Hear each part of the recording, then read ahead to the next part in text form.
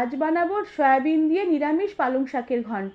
এর জন্য প্রথমে কয়েকটা সয়াবিন গরম জলে সেদ্ধ করে নিয়ে গরম জলে সামান্য নুনের ছিটে দিয়ে কেটে রাখা পালং শাকগুলোকে কিছুক্ষণ ভিজিয়ে রেখে দিলাম। এরপর কড়াতে তেল গরম করে নিয়ে আলু, বেগুন, মূলো, সিম দিয়ে দিলাম।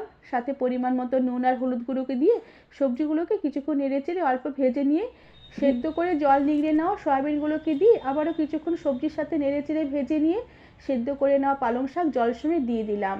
সাথে কয়েকটা মটরশুঁটি দিয়ে দিলাম। এবার সমস্ত সবজিগুলোকে ঢাকা দিয়ে কিছুক্ষণের জন্য রান্না হতে দিলাম।